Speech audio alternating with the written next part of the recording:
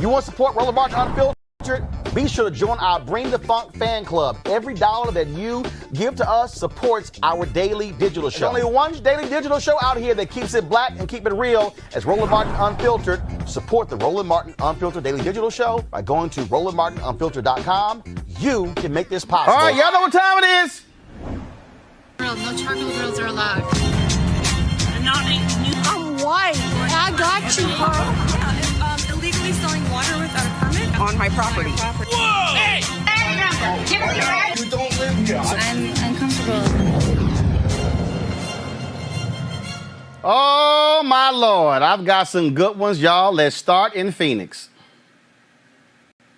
You guys get out of here. Are you the manager? Yes. You need to leave. You need to leave. We're not serving you. Hold on, guys. Okay. We do not serve you.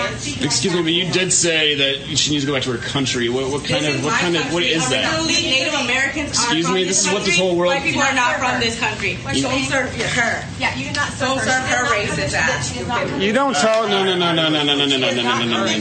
Continue serving. Continue serving. You need to leave. You're not a part of this. You need to leave. You're not a part of this. No, you do not come in here and use the F word and swear and call me a bitch. I've never even said that. I said she is, and you're not a part of it. That word. So you get out of here. I know. I said she is, and that's why she's leaving. So you will leave too. No. This is going all over the internet. You don't know who I am. You told her to go back to her country, where she's from. I did not even be with her. That's assault. Yeah. You guys know that, right? Yeah. Where were you born? Where were you born, bitch? I was born in America, bitch. Where are your ancestors from? They're not from this country. You're going back to Mexico. Bitch, you better go back to where you're from. You just walked into her. Excuse me. Oh my God, bitch! You just touched me. Oh my God. Yeah, you deserved it. Oh my God. In my opinion. Yeah, you pushed her and she smacked you. That was self-defense on her part. Oh, she grabbed me. Nope. Come on, bail out. Oh, my God. Yep, she smacked your ass. I keep trying to tell these white folks, y'all keep rolling up on folk, y'all are going to get jacked. Keep trying to tell y'all that. All right, folks, back to our Roland Martin Unfiltered video in just one moment.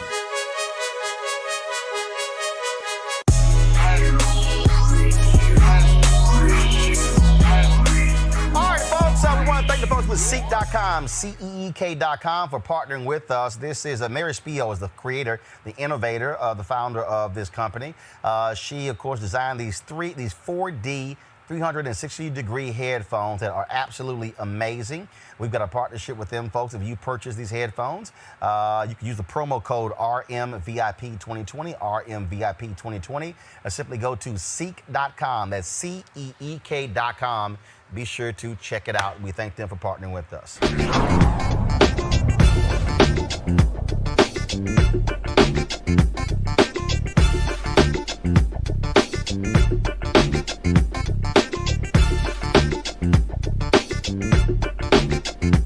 You want to support Roland Martin Unfiltered? Be sure to join our Bring the Funk fan club. Every dollar that you give to us supports our daily digital show. There's only one daily digital show out here that keeps it black and keep it real. As Roland Martin Unfiltered. Support the Roland Martin Unfiltered daily digital show by going to RolandMartinUnfiltered.com.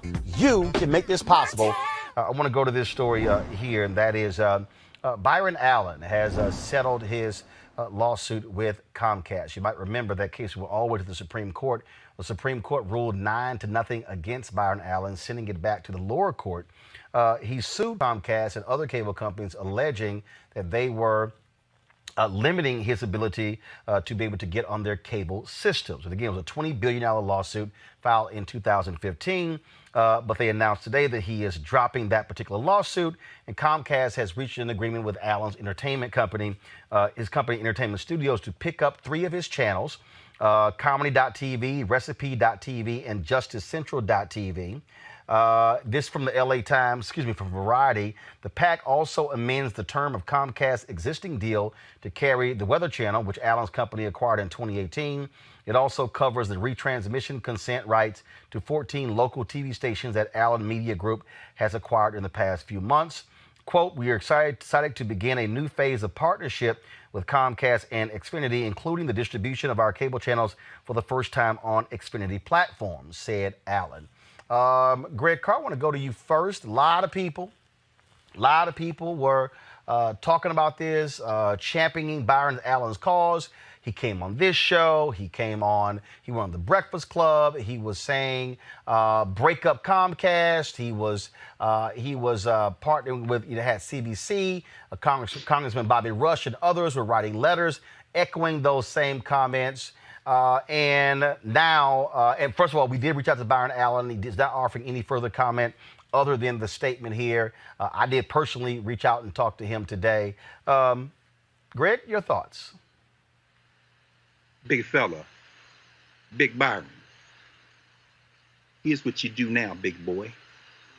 Because you've proven what Big Daddy Kane said in the negative. Big Daddy Kane said pimping ain't easy, but you done proved that pimping is easy. Now that you pimped the race, big fella, here's your job, Chief Rocker. Your job now is to make good on employing black folks, which would be a little different than what you've done in the past. Your job now is to use your platform and your resources for the elevation of the race, big fella. Let me tell you why, big fella. Let me tell you why, big boy. Because the Civil Rights Act of 1866 was passed after the 13th Amendment, but before the 14th Amendment. In fact, the Civil Rights Act of 1866, codified in Section 1981 of federal law, says that black people had a right to make and enforce contracts and be treated as if they were a white man. In other words, really the Civil Rights Act of 1866 has more powerful language than the 14th Amendment, equal protection and due process. You rolled the Civil Rights Act of 1866 into court, and when the Ninth Circuit agreed with you that Comcast had discriminated against you, they took it to the Supreme Court, and the Supreme Court ruled 9-0 with Neil Gorsuch delivering the opinion that you had to meet a higher standard. For those of you who need to understand what I'm talking about, I'm going to keep this real short. This is what the Supreme Court said back in March when they heard Allen's lawsuit. They said that you must not only prove going into court or establish the possibility as a matter of a trial of fact that race was used by Comcast to determine whether or not your networks would be carried, but you must also establish that but for the use of race, you would have gotten your networks connected to them. Now, Roland, you had Kristen Clark on, our sister. You had Brother Derek on from the NAACP, Derek Johnson, walking us through why narrowing the standard and elevating that standard would eviscerate the Civil Rights Act of 1866. So they kicked it back to the lower court for you to be able to do that. Of course, your tactic is to get in court so you can get discovery, so you can go through Comcast files. But big fella, to end this, if your whole tactic was to rally the race behind you, because you ain't never been that black when it come to us, to rally the race behind you so that you could get Comcast to settle with you, and I suspect it was, that what you got to do now going forward is prove to us you was as black as you were 6 months ago when you rang the alarm bell and the race came to your defense. Because right now you're looking real suspect, big fella. Erica. Woo, we just need to breathe from the heat off of Dr. Carr's commentary. And I'm so glad that you walked everyone through, Dr. Carr, the Civil Rights Act of 1866, because I was one of the people that was on that call with the NAACP when they narrowed and talked about specifically how this would impact black folks when you're talking about competing for contracts, when you're thinking about perhaps buying a home or getting an apartment, how all that this very decision by the Supreme Court does funnel down and impacts us. And so I agree with Dr. Carr that with all of the engagement that he got from this platform, from Roland, from everybody, the roll call, everybody that was said, the folks that just are in the general public, that there is now a due out that's owed. And I think that he needs to know that, and expressly so with the different channels that he now has, that even thinking about this platform, which is Black media, that is very much so dedicated to not only delivering news, but also connecting the dots and allowing people to see how things that we see throughout the day impacts us on the day-to-day. So I completely agree with Dr. Greg Carr, and it's always been very interesting to me kind of the way that Byron Allen went about it, but now he's really got to cut the check with his community. What's your thoughts, Reese? That's a lot of heat coming from both Erica and Dr. Carr. You know, my girl, Senator Kamala Harris, led an amicus brief in that case to talk about how damaging the but-for, standard is. But, I mean, I listened to what you guys have to say, and I feel like you're much more well-versed in it than that. If the whole point, ultimately, these cases do have a point, right, which is to win what Byron Allen seemed to get concessions from Comcast on. So I completely understand the kind of the heat towards him on, like you said, Dr. Carr, rallying the race behind him.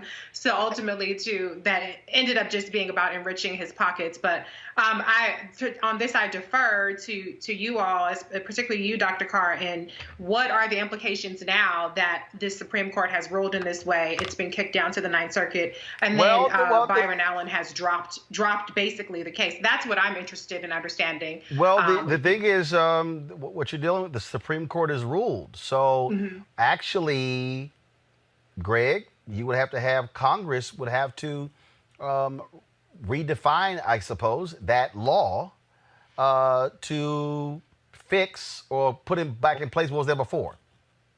That one's tough, Roland. We spend a lot of time with this when I teach 1981 over at Howard Law School. When we deal with this, what has happened now is they've settled now, so it's moot. But the district court would then re-examine whether or not Allen met that burden. So really, in some ways, the Supreme Court punted back to the district court.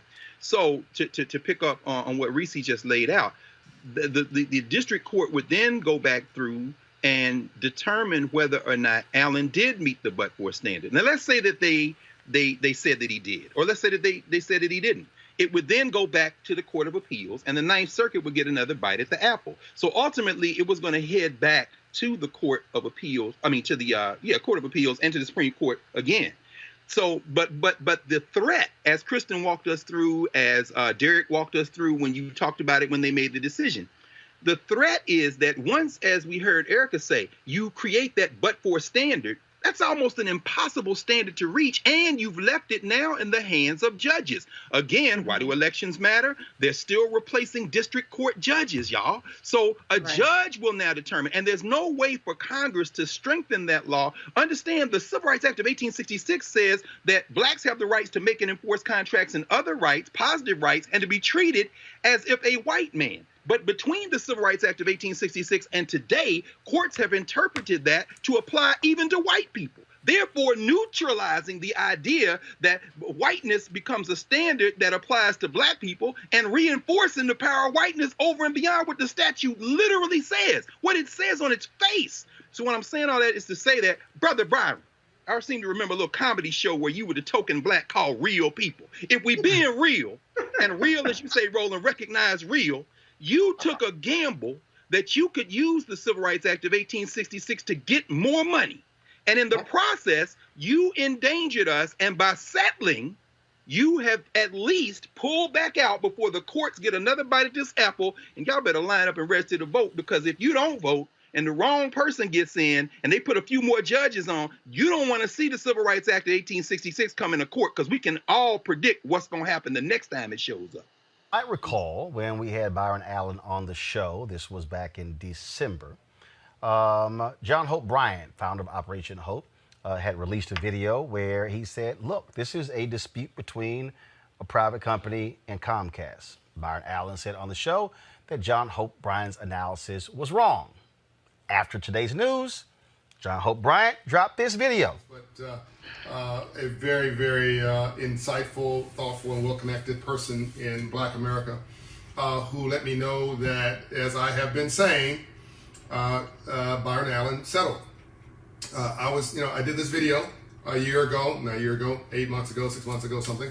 And I mean, people were, hey, Lamont, hey, Rakita, people were just, oh, John, you don't know what you're talking about. And this is about civil rights and social justice. And this has to go to the Supreme Court. Byron knows what he's doing. And, this is about all of us. And this is about, and I kept saying, look, all of us are not shareholders of Byron Allen's company. All of us are not going to get any money if Byron settles, which he will. This is not about all of us. This is about his wallet, which, by the way, is fine. I want the brother to be successful.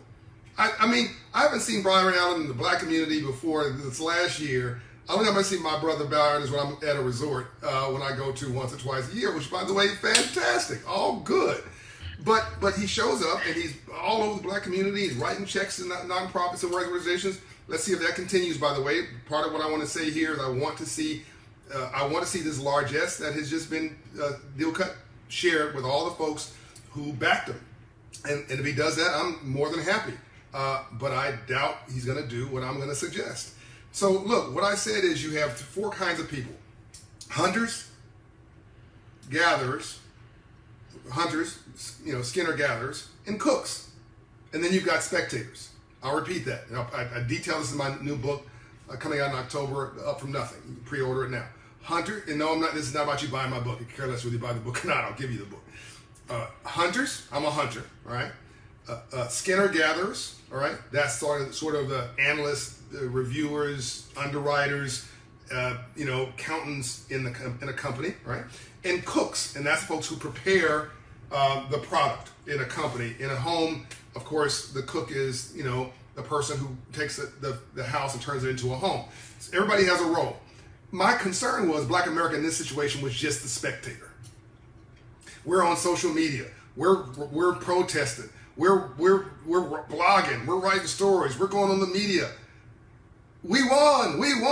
What did we win? Let me explain this. Explain it. This is a basic business disagreement.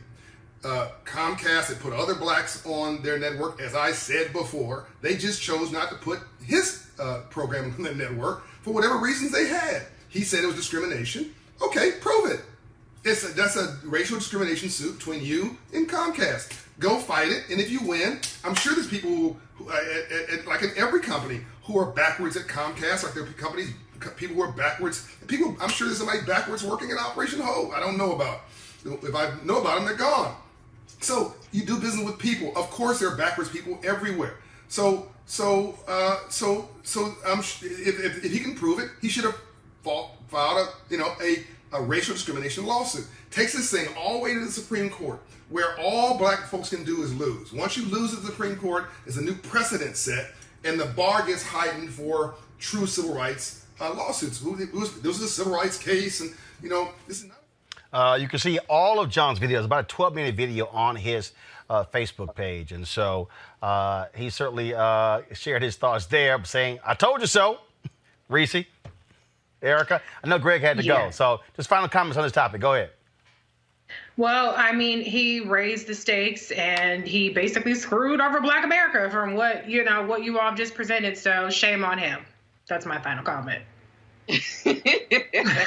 Yeah, I think that this is very insightful. And then it also really kind of goes back to some of the commentary that we saw on social media just recently with when the Justice Policing Reform Act was rolled out and people were more enthralled with the kente cloth than they were with the actual policy. So I think that this is really kind of another way to point us in the direction to really kind of keep our eyes on the prize and to actually be more of a student as it relates to what the issue is and not just really the shiny ball. All right, folks. So we'll see what happens next. Love to have Byron come back on the show, but hopefully we'll do that. He did write that letter a few days ago, talked about laying out his 10-point plan in terms of what Black America should be demanding in the wake of the George Floyd death. If you have not seen it, be sure to check that out. All right, folks, back to our Roland Martin Unfiltered video in just one moment.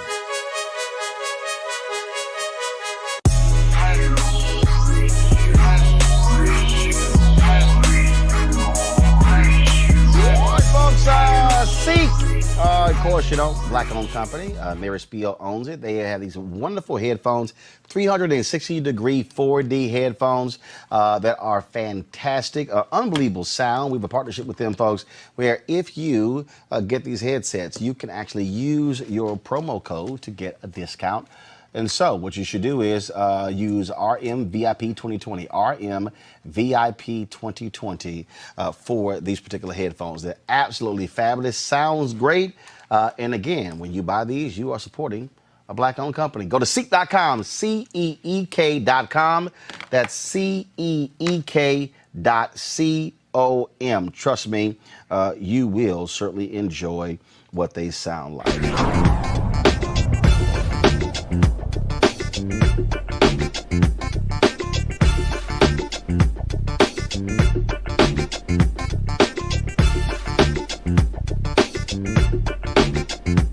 You want to support Roland Martin Unfiltered? Be sure to join our Bring the Funk fan club. Every dollar that you give to us supports our daily digital show. There's only one daily digital show out here that keeps it black and keep it real as Roland Martin Unfiltered. Support the Roland Martin Unfiltered daily digital show by going to RolandMartinUnfiltered.com.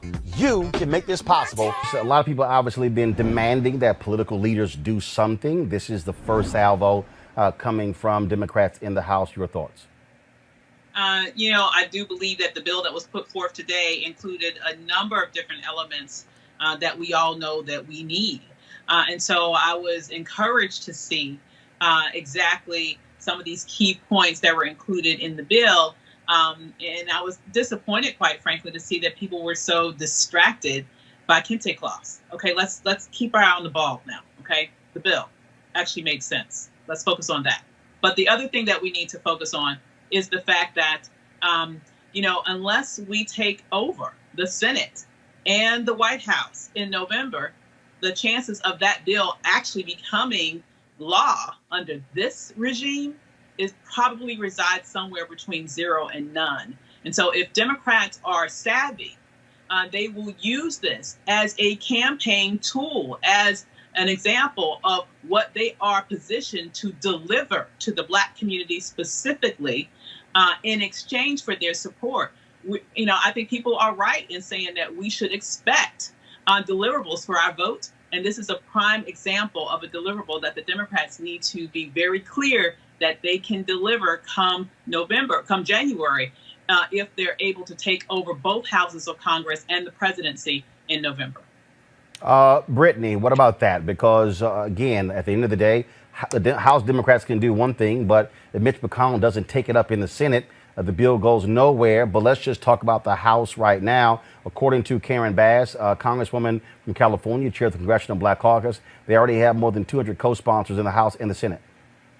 Sure. And, I'm not going to sit here and say that we shouldn't support that bill. We should support the bill. It's an important step forward. However, I don't want us to stop with that bill. I think that we've seen some of the things that they're addressing, specifically, changing the way in which we identify use of force, also talking about de-escalation techniques, talking about, making people take racial justice training. And I think that we've seen these implemented in other local departments, and we've still seen these reforms fail us, Roland. So, I'm not saying I think we should support it. We should push it forward, but we need to continue to push for more.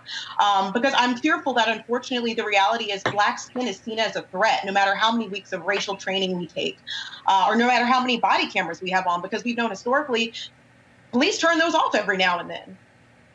Well, but I think Maj, what's key here is that this is the federal level. The reality is there's action that must be taken by state legislatures, by county officials, by city officials, and so everything can't be addressed in a federal bill. Right? Do you hear me? We're not hearing you. We need you to unmute your button. Hear me now? There we go. Go ahead. Yeah, I also think that to everyone's point, yes, I agree with the fact that, this is a great start. This is the ground foundation, like Reddit was saying. But I think that there's things that also could be added to this. Some also along the lines of we're saying some of these things are very vague. I would like to see some of that information go into conflict resolution and some of those funds in the defunding concept of it.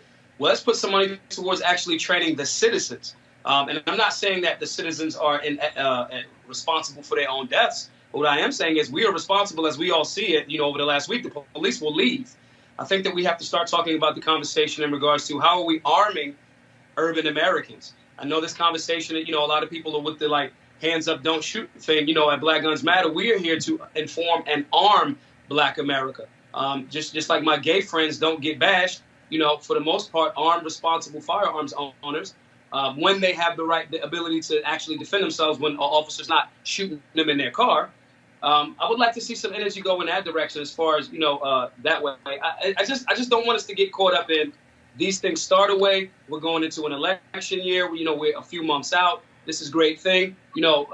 These guys will go to jail. Hopefully these guys will go to jail. And then we simmer down again and this gets pushed under the rug. So I would like to see more specifics in regards to the defunding, where that money is being allocated to. Well, here's the deal. In a moment, we're going to discuss defunding. But remember, Congress can't defund.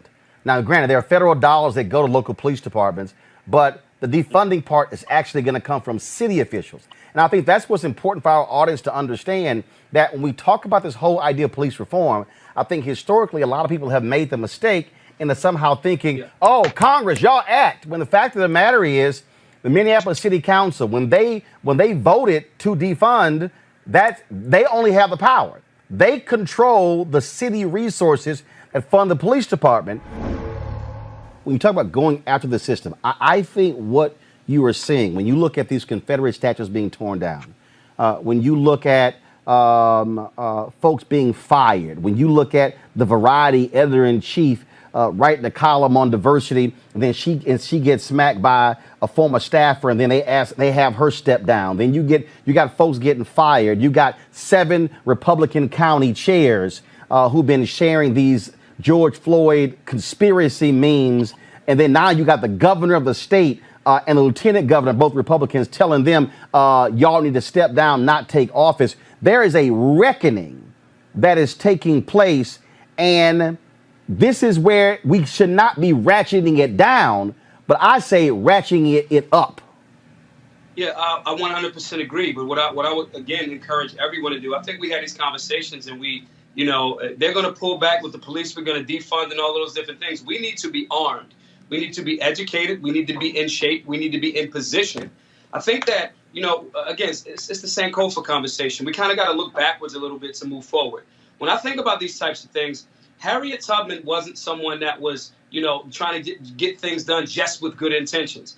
I think that our community, because we've seen so much ignorance and negligence around firearms, we also forget that these firearms and proper, safe, responsible ownership of them is what has helped us. When you're talking about Dr. King, you're talking about SNCC, you're talking about, Dr. King had his nonviolent arm of it, but there were a lot of guys that came home from different types of military understanding that, we have to be armed to protect ourselves. The reality is America was built on money and violence. America was built on the back of black people. That's just the reality of it. When we want these things to stop, you have to either attack their money violently or you have to be willing to defend yourself. That is the primary goal here. Legislation is great. But we're talking about officers. I mean, hate crimes, murder, that's been unlawful for however long now. They've been lynching people for however long. But here's the piece, though. How does us arming ourselves change education? How does us arming ourselves deal with health disparities? How does arming ourselves deal with wealth inequality? This whole issue we're talking about goes beyond arming ourselves. Well, absolutely it does. We can deal with this is a holistic approach. Just like there's a solid group of good things in this legislation. Right. So I ask you, how does arming ourselves lead to police reform? So the same reason how police reform happened when people were getting brutalized when the Black Panthers stood up. The same way that we are in spaces right now, we got to look at the stats. In areas where there is more gun control, more less educated black people that are armed, violent crimes are up, which seemingly justifies law enforcement officers coming into our community, controlling and patrolling. So what you can't, listen, at a certain point, now this is just one angle of it. This is just one angle. At the same time, when we're talking about the firearms being there, I want brothers to be armed and responsible and lawful.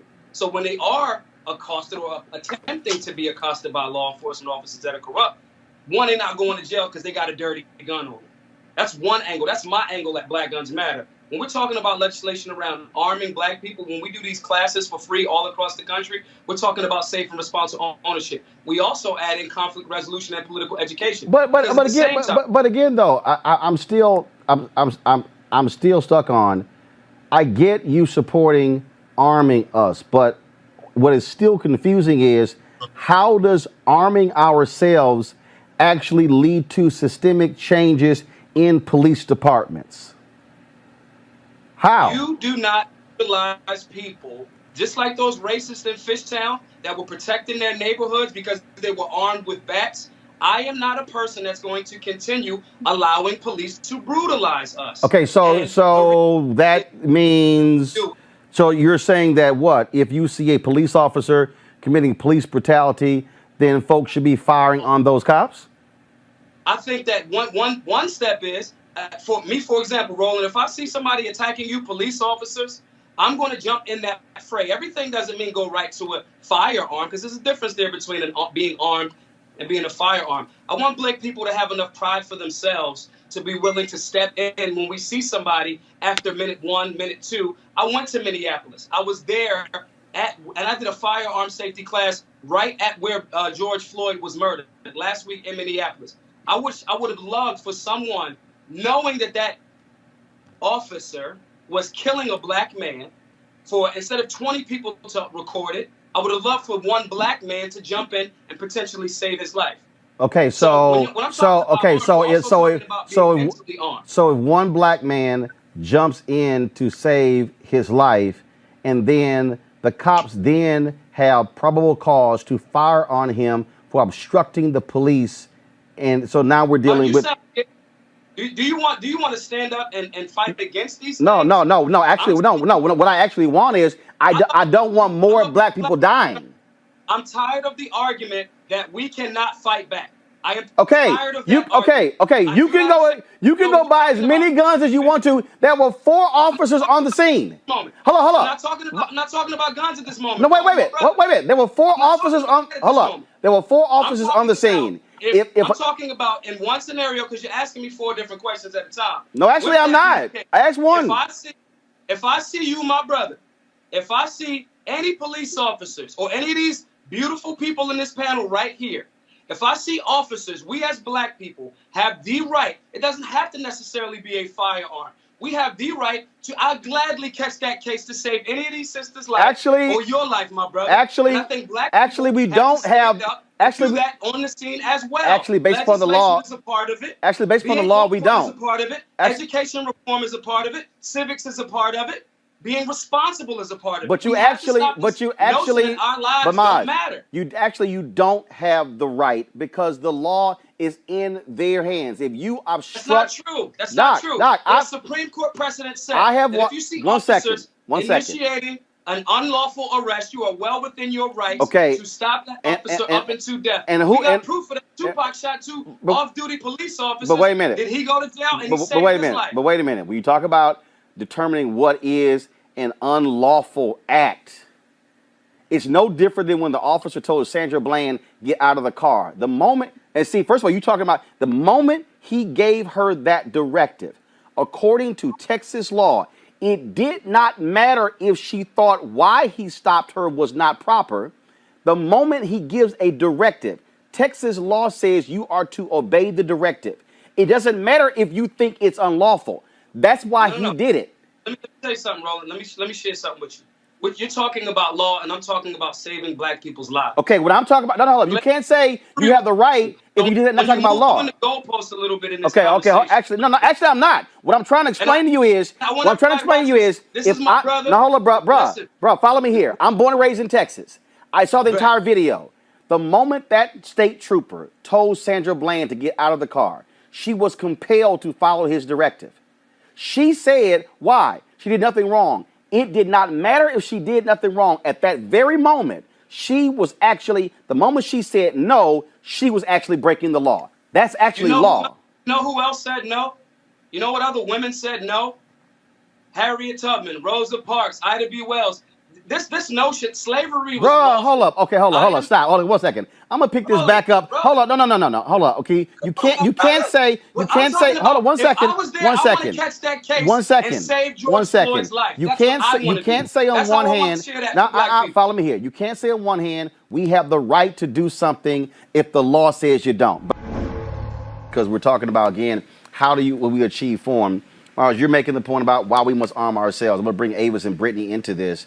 And I'm still, and again, I'm looking at this, and I'm still trying to arrive at how do you achieve that if you're arming yourself when what you're talking about has nothing to do with arming yourself. Brittany, what are your thoughts on all this? Oh, well, okay. So in terms of arming, let me say this. I don't think, we discuss the history of the Black community using firearms and using arms to protect ourselves. I specifically think of the messaging around Martin Luther King and how folks are like, oh, he was nonviolent in his efforts, but a lot of folks don't realize that he was also supported by the Deacons of Defense. So I will give that to the folks who are pro-firearm. At the same time, I think that we run the risk with firearms, and again, this is not my specialty, but I think we do run the risk with firearms of if we're a person of color, we're using that firearm against the police state. I think that it in their mind, it will justify the means of violence that they will use against us, if that makes sense. So, I think it's a complex and nuanced issue, and there's just a million different directions that we can go. But it's a tough one. And again, firearms is not our only solution to this issue. We know that there's several changes that need to take place, and we have to be careful with firearms. Well, again, the point I'm making is I get the argument arming yourself. Charles Cobb wrote a book called This Nonviolent Stuff Will Get You Killed. I got that. Understand it. I understand all of that. But what I'm still trying to ascertain is, what does arming yourself have to do with police reform? Avis. Well, first thing I want to say is I want to thank the brother for saying that he would catch a case for me. I appreciate that. Okay, I appreciate that. And as someone who grew up around firearms, I think it's important that people know that the Second Amendment goes both ways. I think that's an important thing that everyone knows and that our community also embraces. I know just when it comes to me and my house and protecting my children, I want to be able to do that. And, if anyone rolls up on my house, I want to know that I can protect myself and my family, right? Now, what makes this complex is the issue that you state. And what was so unfortunately true is that, when it comes about, when we look at what happened, for example, to MOVE in Philadelphia, There are so many examples of the state exerting tremendous amounts of violence against Black people from the very beginning of our, introduction to these shores. I understand theoretically where the brother is coming from, because to me, his argument is ultimately, it's a big picture argument. To me, his big picture argument is, hey, if people understand that there is a price to pay, perhaps behavior will change. I believe that's his big picture argument. But I also know that in the short term and maybe and the long term, that Black people are being killed in every situation. And I think that in an attempt to defend ourselves as we have a right to do, I agree with that. Here's the deal. I mean, but it's still, it's the second. When it comes to law enforcement, that they will use anytime. I mean, honestly, they will go over and above the call of duty, of course, in order to meet any sort of even perceived threat. It doesn't even have to be a real threat. Any perceived threat with overwhelming force. Here's the deal. Okay, Second Amendment is the Second Amendment. Applies to everybody. Philando Castile had a license, still got shot and killed. Yep. I'm still trying. So again, making the argument about Black folks arming themselves is a separate argument. I'm still trying to ascertain, how do you do that to achieve police reform? That was the question. So it's a different discussion if we say, hey, let's encourage Black people to get armed. Okay, got it. You can go buy a gun. It's the Second Amendment. How does that achieve police reform? So there's several things. One, first, I want to say thanks to, Roland. I hope I get passionate about these things when we're talking about, our people being murdered unarmed. My primary objective is to make sure that they have the means to defend themselves, to protect life. I think you initially brought up something in regards to, what's lawful, but I'm more concerned with falling in alignment with saving life. Again, we have scenarios where a lot of things have been lawful, but that doesn't mean that they were morally correct. So I kind of want to add that distinction there. In regards to how we change, I can go with my lived experience. I got a firearm on me right now.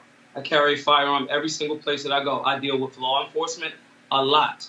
When going back to the Philando Castile thing, one of our classes, what we deal with in our classes is knowing the law, to your point. Minnesota is not a duty to notify state. Duty to notify means you have a duty to notify a law enforcement officer when you're pulled over if you have a firearm on you. Minnesota is not a duty to notify state. Philando Castile, and not knowing that information, and I want to be very clear on how I say this, God bless him, the work that he did working with young people, his family, they will never see him again. If I could have jumped into Philando Castile's body and tell him, hey man, you have no legal obligation to tell this coward, officer at the time, that you have a firearm, I think that scenario goes a little bit differently. So education about being armed and knowing the laws, to your point, Roland, is how we not only save life, but we also, when those rights are being violated, when you're talking about, I spoke earlier about attacking people's money violently, we have to start suing the state. I hear so many guys in the class that say they got pulled over, they weren't speeding, but then they don't want to go to court. A big part of this is knowing the law, educating the people about their rights, that, to be perfectly honest, in our democratic cities and our urban centers all across the country, those laws are not applied equally. Let's just be real. But I'm going back to the, first of all, everything you're saying is absolutely correct. Know the law, know the provisions, which is also why I'm making the point about when you say know the law. So, for instance, I go back to what happened to Sandra Bland. The problem that we have, which is why I'm dealing with police reform. The problem that we have is you have officers who know the law, who know what buttons to push, and then know how to get somebody. You play that video back, he knew he had pissed her off. He knew that she was agitated when she was smoking that cigarette when he told her to put it out. And the moment he gave her a lawful command and she resisted, that's when he began to pull on the door, and at that very moment, she was under arrest. Because even if I am in the car, and if I know what you're doing is BS, I know what you're saying is BS, the moment you give the order based upon that state, then I have to comply. Now, there are some places where if the officer demands for your ID, you have to show them. We showed a video out of Chicago where this cop rode up on these two brothers, and there was another brother who was videotaping. He started reciting the law because that was that particular state. I want the people who are watching to understand that you might be in New Jersey, and somebody else might be in Georgia, and somebody else might be in California, somebody else might be in North Carolina, and the law ain't the same. It's based upon your state in terms of understanding the law. And that was the whole point there. And so, again, I think it's a separate conversation about making the argument about African Americans being armed. I still believe that is a separate discussion than police reform. Well, I think, yes, I do agree with you that those are separate discussions because just, again, like we were talking about, all of these, even in this legislation, there's different levels and layers to it. So I think you're talking armed. When you're talking about knowing the law, that is a part of being armed. I walk around. No. I'm talking about knowing the law. I don't even carry a gun. I better know the law in my state because I need to understand when somebody rolls up and, again, understand that. And so here's the deal. I work in D.C. I live in Virginia. I also live in my home in Texas. I might be thinking, well, Texas law is this. That don't mean a damn thing if I'm getting stopped in Richmond, Virginia. I need to also know the law in Richmond. We're saying the same thing. What we're talking about, again, there was a reason why they didn't want us to read books like the one that you mentioned here. There's a reason why they want you to read, more guns, less crime, so forth and so on, because that's still a form of arming. Now, I'm not saying that, hey. About 20 seconds. I got to go to the next guest. Go, about 20 seconds. Go. No. Seriously, I got Senator Cory Booker holding. So make your point.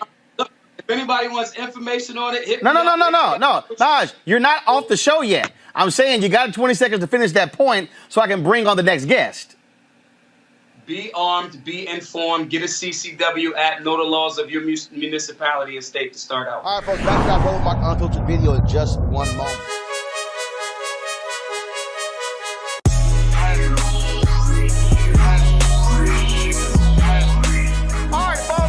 Thank the folks with Seek.com, CEEK.com for partnering with us. This is Mary Spio is the creator, the innovator, the founder of this company. She, of course, designed these 4D 360-degree headphones that are absolutely amazing.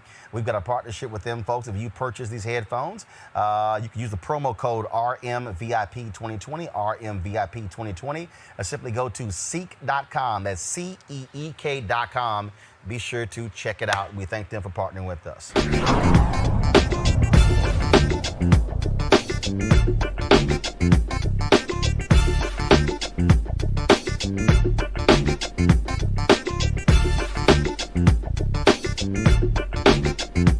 You want to support Roland Martin Unfiltered?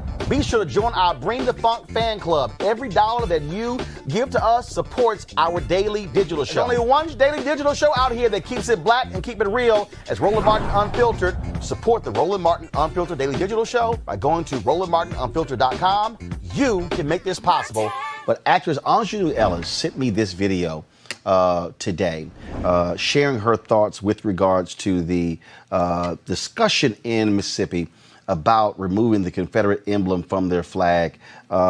Check out what she had to say. Hello, my name is Aunjanue Ellis, and this afternoon I would like to speak to Mrs. Ellie Reeves, the wife of Tate Reeves, the governor of the state of Mississippi. Mississippi was at your door yesterday, Mrs. Reeves. I don't know if you were there, but I know you heard it.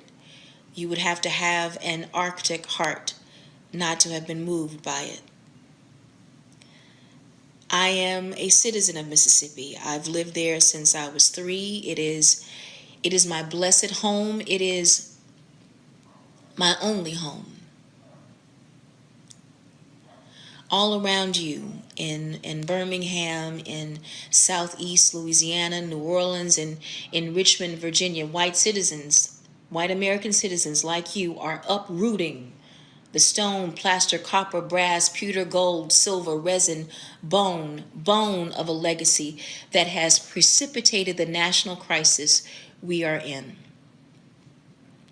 Outside of your home, the governor's mansion, flies the Confederate flag. That legacy is in every thread of that flag. I'm not interested in arguing semantics or contesting the history of the number of and that it was in fact a battle flag or whatever tactical distraction that's used to shut down conversations like this. The reality is that flag has been at the site of church burnings, church bombings, assassinations, shootings. There are photos of little white children waving that flag during meetings of the White Citizens Council when the council made and instituted policies of segregation. It is the shared iconography of the Ku Klux Klan, a terrorist organization no better than Al-Qaeda. And so it has been waved and held in reverence by mass shooters and men who mow women down with their cars in the street. My 12-year-old nephew should not have to pass by that flag to get an education. And he does every day.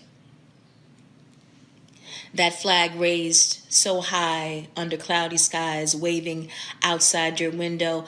Tropical storm Cristobal is coming, and that wave hopefully will become pelts against the conscience of you and those who are in earshot to hear it. I'm speaking to you not just because of your proximity to power. I'm speaking to you as a woman. We are God's instruments of creation, and it ensures that we care about bodies.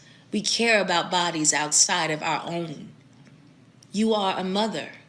You saw what happened to George Floyd. You saw that. I ask you, how would you feel if this were your child, if it were a white child under that policeman's knee? But I hope that you would find this absurd, insulting for me to even say this to you. That I would even suggest that you would have to go to such lengths for empathy, and that I should know that the sight of that father dying in front of the world would be enough for you to care. But I say this because what happened to George Floyd in Minneapolis was not the first or the 100th time. Inel Ponder was beaten by police in Mississippi. June Johnson was beaten by police in Mississippi. Fannie Lou Hamer was brutalized and sexually assaulted by police in a Winona jail in Mississippi. I know that there are people at home content to see Mississippi last in everything. They are content to see the state continue to fail economically. They are content to watch the brain drain with the flight of its graduates every year. They want Mississippi to remain cloistered and small. They want Mississippi to be a place that people fear and avoid. I know there are people at home who would rather die and suffer before they see Mississippi change. They, in fact, find honor in it. They are eternally in the Battle of Vicksburg. But I am asking something of you today. I am asking you because you are a woman, a mother, the instrument of God's creation, and I ask that you seek life this morning. This afternoon, today, tonight, seek life for Mississippi. Seek life for your children in Mississippi. Affirm life, another kind of life, a richer, fuller life. They say that Southern women are husband whisperers. Whisper to your husband and say that he could be the first governor of courage for the state of Mississippi. He could be the governor that Medgar Evers deserved. The governor that James Meredith deserved. The governor that Emmett Till deserved. Turn to your husband, the man of God he claims to be, and remind him that racism is a sin. And that flag's chain on our collective souls is the wage of it. Other first ladies, the wives of pastors with white congregations, should follow suit. Tell him to take down that flag himself and not wait for another cowardly or malicious legislature to never take it out of committee. Tell him to take down that flag and not outsource his integrity. Tell him to take down that flag and be, as Mississippian Stan Jones says, be the first governor of the people, all the people.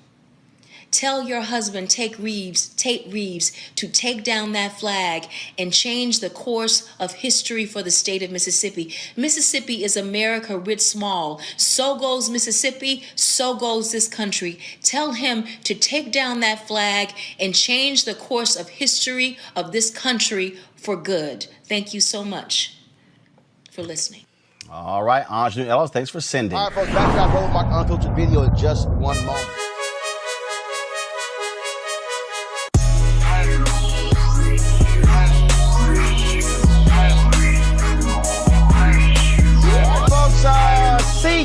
Of course, you know, black-owned company. Mary Spiel owns it. They have these wonderful headphones, 360-degree 4D headphones that are fantastic, unbelievable sound. We have a partnership with them, folks, where if you get these headsets, you can actually use your promo code to get a discount. And so what you should do is use RMVIP 2020, RMVIP 2020 for these particular headphones. They're absolutely fabulous. Sounds great. And again, when you buy these, you are supporting a black-owned company. Go to Seek.com, CEEK.com. That's CEEK.com. Trust me, you will certainly enjoy what they sound like.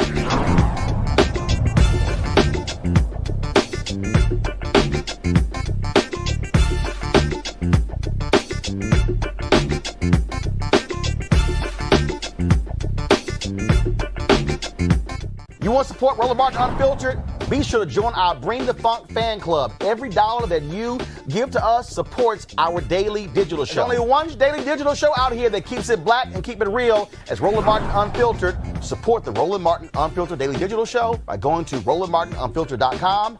You can make this possible. All right, folks, let's talk about this story here, which is pretty interesting, and that is in Los Angeles. Remember the video we showed you of the cop just wailing on this homeless man?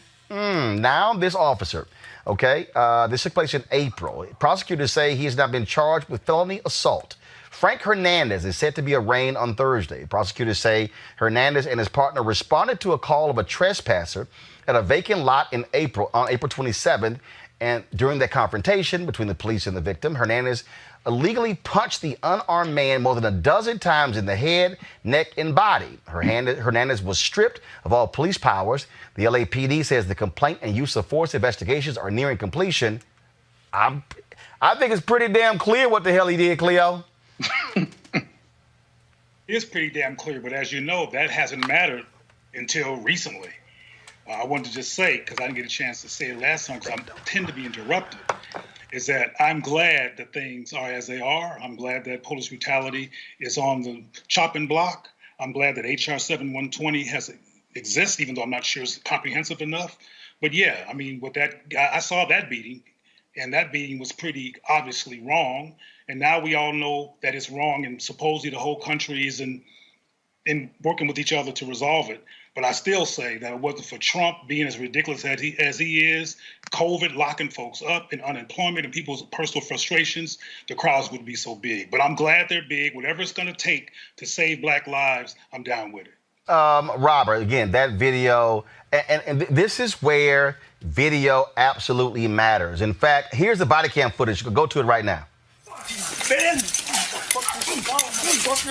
Fuck you, bitch! Right there, I need a backup. Come on, then. Fucker! What the fuck is wrong with you, dog? Quit, motherfucker! Quit! Fuck you! What the fuck is wrong with you, motherfucker? What the fuck's wrong with you, motherfucker? What the fuck is wrong with you, dog? Shut the fuck up! Can you put your hands behind your back, please? You're not cooperating.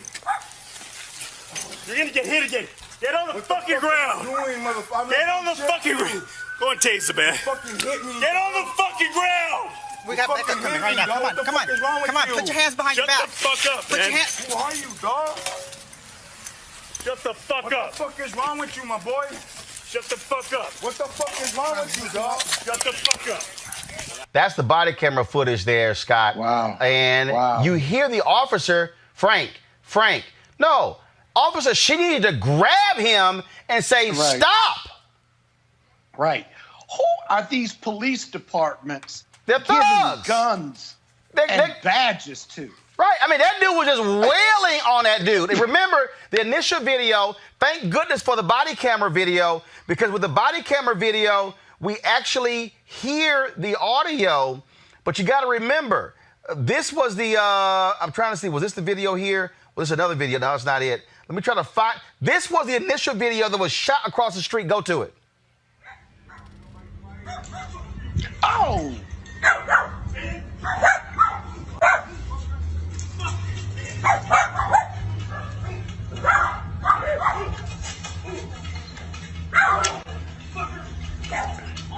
Now you saw right there, keep the video going. So you saw where the officer grabs his shade, throws it on the ground, he keeps wailing, and the female officer, she's just standing back, just like, all right, I'm not gonna get involved in this. And so now you gotta see a chance to see both of those videos. Scott, these are the kind of thugs you got out there. I'm sorry. Immediate firing. Investigation is near the completion. This was April 27th. I'm shocked. I've never seen that video. Yeah. We ran it when it happened. It was a street fight. It wasn't a cop with a badge and a gun and the American flag. It was a street fight. He just went into street fight mode. The guy couldn't get on the ground because he was getting his butt kicked and hit in the back of the head. What is this? See, here's the thing, Roland. You go from the academy and graduating from the academy to protect and serve, and your first day on the job. How does he get from his first day on the job to that, which has nothing to do with protecting and serving? See, what the bill, the federal bill that we've been discussing does not do, at least I haven't seen it and I've read the bill. Who are they giving guns and badges to? What is the psychological testing to root out racists or people who can't deal with stress? How often are we testing police officers? Certainly not on an annual basis or even biannual basis. How do you get from protected and serving to us against them and calling people on the street mopes and perps and animals and dogs, right? Because that's what they call you when they come into the complaint room of the prosecutor's office in New York and elsewhere. That's what we got to get to. We got to do this other stuff, necessary force, qualified immunity. We got to get rid of all of that, right? But it starts with who you hire. Right, Robert, real quick before I go to my next guest, real quick, go. Well, I think the issue to you is that we have to figure out what do we do in situations where there's not video. Because if you look at any lineup of mugshots after a Friday night or after a weekend on a Monday morning, about a quarter of the people brought in will look like they have just been in a street fight, as Scott said. So we have to find out, how do we protect people where there doesn't just happen to be a benevolent cameraman nearby? Do we just teach all black boys to have a drone overhead at all times in order to seek justice? We need to figure out what we can do to protect us when it's not on film, because trust me, it happens a lot more often than it's film. Well, but here's the Bro, problem. let me tell you something. Hold on, wait. Here's the issue, Cleo. Here's the issue, Cleo, and this is. I got an answer. I need everybody to breathe. I'm gonna get to you. Everybody breathe. Here's the issue here, and this is why I am not saying that body cams are the panacea, but the reason every police officer should have a body camera is because we saw that video of the body camera and heard the language the officer was using against this man.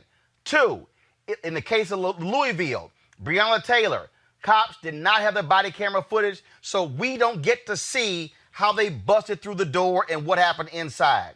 David McAtee, who was shot and killed by the Louisville police for breaking curfew, they forgot to turn their cameras on. The mayor fired the police chief because of that.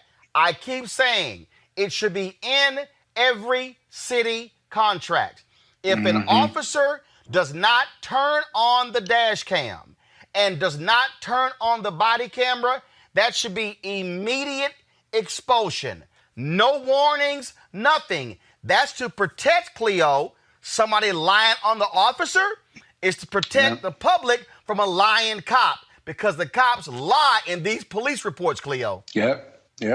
I absolutely agree that body cams should be mandatory and it should be illegal and should be a problem if police don't use them, and there should be some serious consequences. Absolutely. I also got to mention that there's people who were murdered on body cam because of the attitudes that Scott referenced earlier when he said, well, how do these people go from protecting and serving to being bullies? And I want Scott and all of us to understand that. I mean, I've been through police training. I know what the process consists of. And there's some people who become police so they can do what this guy has done. Exactly. That's why they become police. Exactly. And there has not been a very effective system to actually filter these people out, because a lot of the people in charge of these police systems have anti-Black, unconscious or conscious perspectives. And sometimes this includes some of the Black people. Like I said at the town hall that you did years ago, Roland, a lot of self-hating Black men take these jobs and be acting out on Black folks too. So what needs to be developed, which has not been developed, is a system to understand how internalized white supremacy works and how it becomes violence, and how people can either be disqualified from being cops based on some type of measure, and how they can put criteria in the training system to locate these people. Because again, some people become cops because they were little cowards in school and high school, and they were not as strong as the jock, and they're angry about all kinds of issues, including race and feelings of inadequacy, and they become cops to get a gun and be able to shoot and kill and act out the illusion of their being invincible and powerful. Scott, your comment. That, or as Robert says all the time, they have white supremacy views and they join the police force because they're members of the KKK. But this is what you do without a body cam. Prosecutors, if they're doing their job, when you stand on a case for arraignment and they brought the defendant in and he's bruised up and looks like he's gotten his butt kicked by the police, whether he claims it or not, you describe what the defendant looks like on the record. So you preserve the record that just in case the police have acted violently or unreasonably, then you've got a record made, and you may, as the prosecutor, move against the police or throw the case out because of the police officer's bad conduct. I'd investigate that right after arraignment when I was in New York. All right, folks, back to our Roland Martin Unfiltered video in just one moment.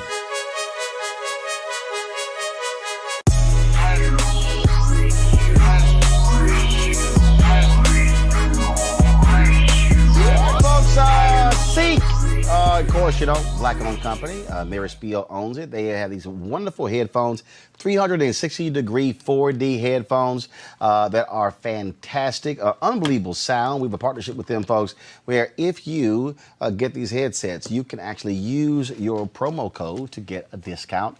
And so what you should do is use RMVIP 2020, RMVIP 2020 for these particular headphones. They're absolutely fabulous. Sounds great. And again, when you buy these, you are supporting a Black-owned company. Go to Seek.com, CEEK.com. That's CEEK.com. Trust me, you will certainly enjoy what they sound like.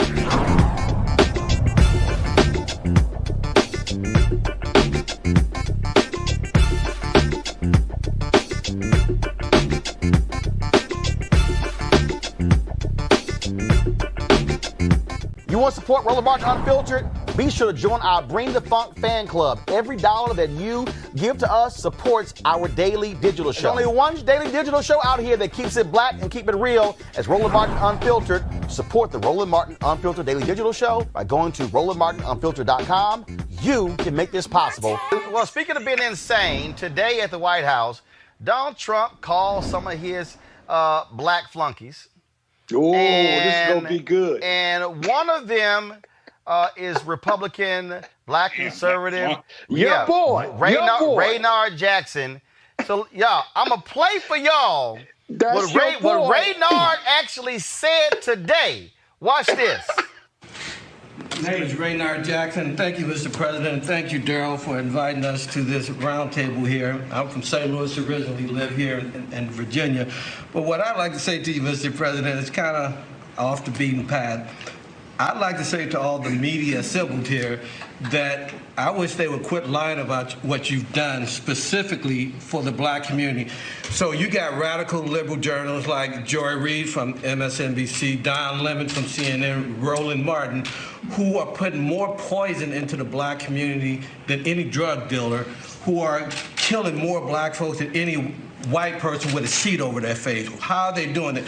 Spreading these lies about the economy you had, Mr. President, before the virus was a continuation of Obama. That's just factually not true. I have a degree in accounting. I keep up with the economy. They're lying. So to all these folks on MSNBC, CNN, Roland, Martin, what, you afraid to have real black Republicans who know what the hell they're talking about? If you want to know the truth, if you want us to dissect the Obama economy, let's do it. And I think, Mr. President, your record will win the debate. Thank you. Thank you very much. And, it's interesting you say that, but you go down a list of criminal justice reform and all of the things we've done, opportunity zones, the best unemployment rate in the history just before the plague came in. And it's going to be back again soon. I think it's going to be back again a lot sooner than people think. I think last... Raynard, bring your ass. Bring your ass. Now, y'all, we've been calling Raynard since this video came out. First, he wasn't returning the phone calls. Then, all of a sudden, we called him, and then his assistant responds by saying he's still at the White House in meetings. Now, we all know he lying. Matter of fact,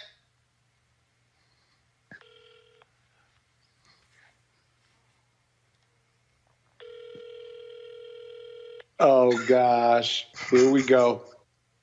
Here we go.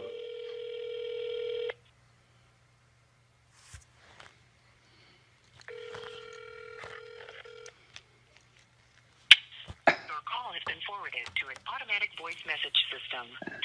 Raynard Jackson Is not available. At the tone, please record your message. When you have finished recording, you may hang up or press 1 for more options. So I hear you decide to mention my name twice at the White House, but why are you conveniently avoiding my phone calls and that of my booker, Raynard? Since you so grown and bold talking trash at the White House, why don't you bring your ass on Roland Martin Unfiltered and let's actually talk about what you're talking about? Maybe you scared to come on my show after I wore your ass out on TV One when you lied about the political action donors to your committee. Oh, yeah, you remember that? Remember when you said you had thousands of donors to your PAC and it was a lie and it was essentially funded by the Mercer family? Oh, yeah. When you come on, I'm going to roll a tape to remind you of that. And so since you also want to talk about folks who don't have the facts on the economy, when did the economic resurgence start in America? Didn't we just enter into a recession in February, ending the longest consecutive streak of positive economic growth? When did all of that start? I don't think it started in January of 2017. So Raynard, since you think you big and bad and talking trash in front of Trump and saying I won't have real black Republicans, I guess Eugene Craig is not real. I guess Chris Metzler, he's not real. I guess Derek Holley, he's not real. I guess those aren't real black conservatives. I've had R.C. Maxwell. Is he real? I've had, your boy Deontay. We know he weak, but is he real? Now, maybe he not real. But so, Raynard, let me know. Wednesday, today Wednesday, Thursday, 6 to 8, pick a time, bring your ass. Friday, 6 to 8, pick a time, anytime, because I'm telling you, I got something for you. So since you think you big and bad in front of Trump, why don't you come talk to me since you want to call somebody out? And I'm going to teach you how a grown man going to give you a spanking before the public. You got my number. Roland, how you spell your ass? Bring your ass. How you spell it? Bring your ass. That's all one word. Bring your ass. Bring your ass. It's all one word. That's all I want to know. See, actually, he ain't it's 3 been words, answered. but He ain't been, no, it's one word. It's bring 3 your words, ass. proper English, the Queen's English. Bring your ass. No, I bring like your ass. The only people like that it. speak proper English are in England. Americans do not speak proper English. So let's not even go there. See, here's the deal, okay? I'm telling you.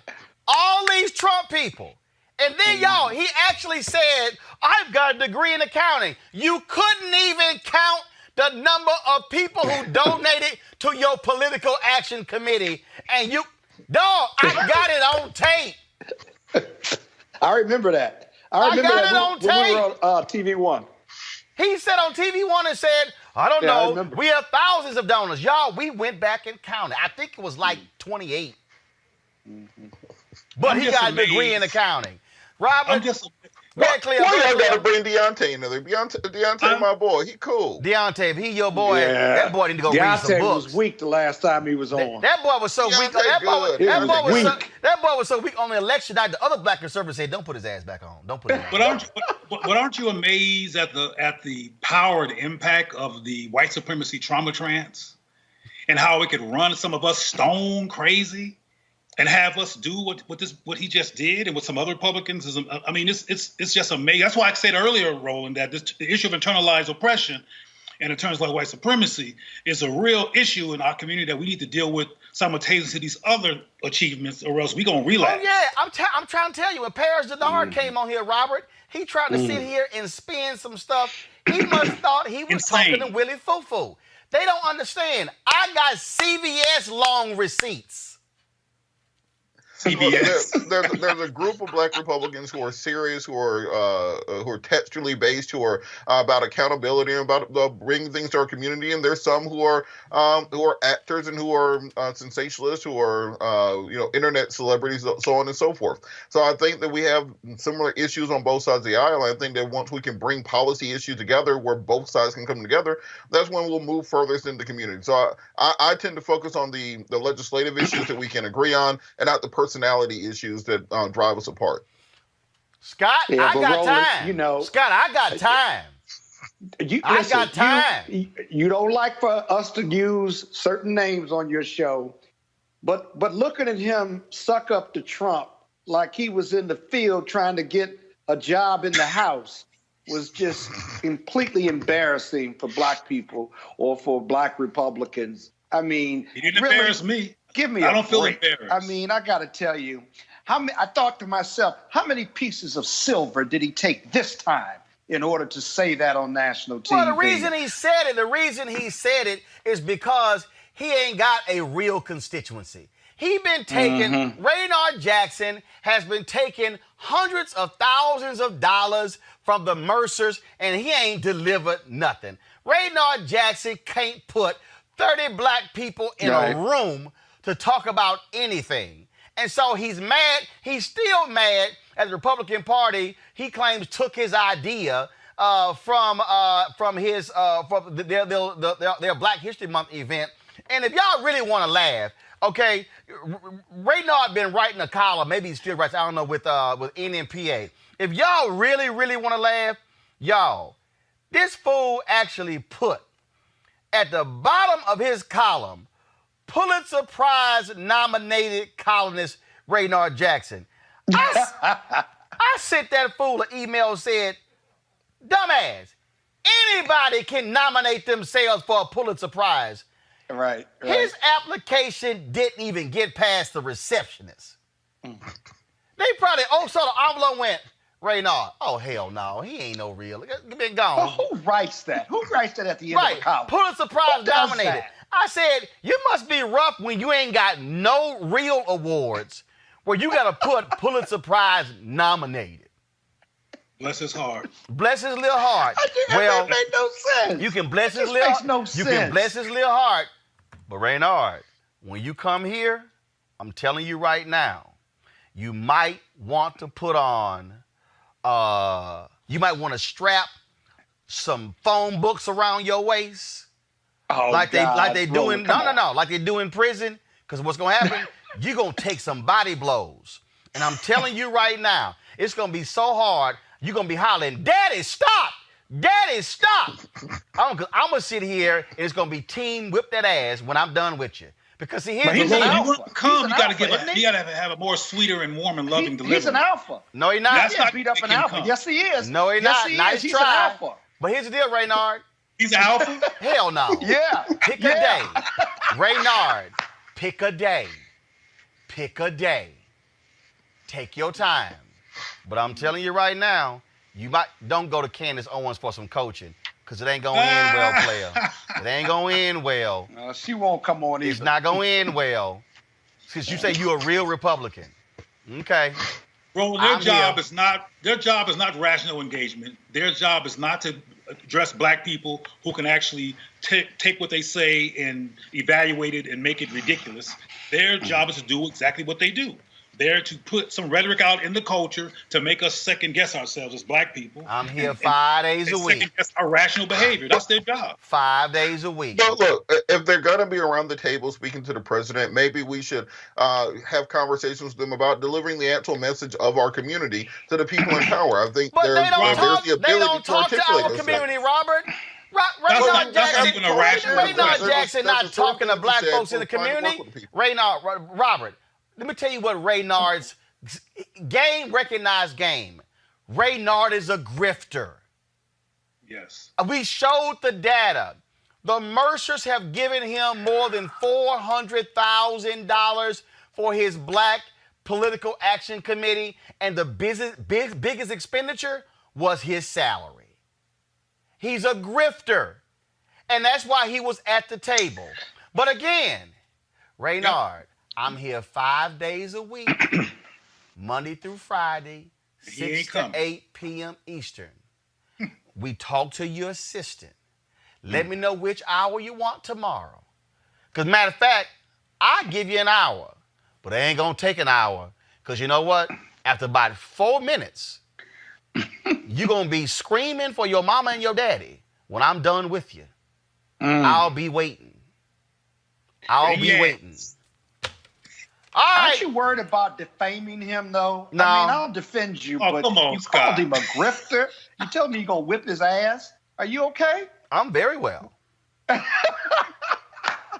I'm very well. But all I know is show the White House, man. Show me what you did with all the money you got from the Mercers. But again, he sat on my show and lied publicly. The man with a accounting degree said he had thousands of donors. I think he had about 20 or 30. Yeah, I think I was on the show that day. I don't know 20 or 30 equal thousands. But I'll be more than happy to entertain. All right, folks, back to our Roland Martin Unfiltered video in just one moment.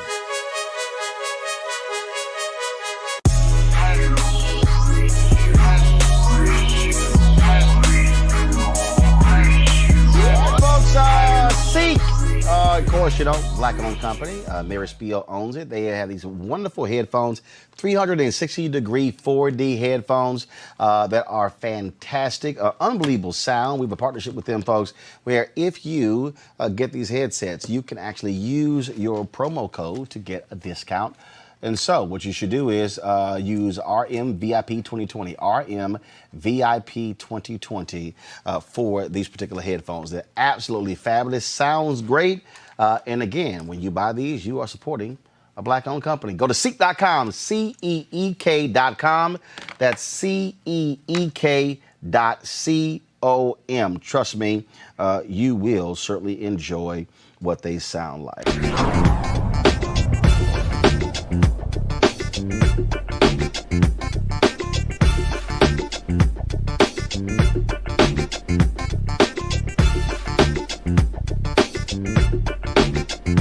You want to support Roland Martin Unfiltered? Be sure to join our Bring the Funk fan club. Every dollar that you give to us supports our daily digital show. There's only one daily digital show out here that keeps it black and keep it real as Roland Martin Unfiltered. Support the Roland Martin Unfiltered daily digital show by going to RolandMartinUnfiltered.com.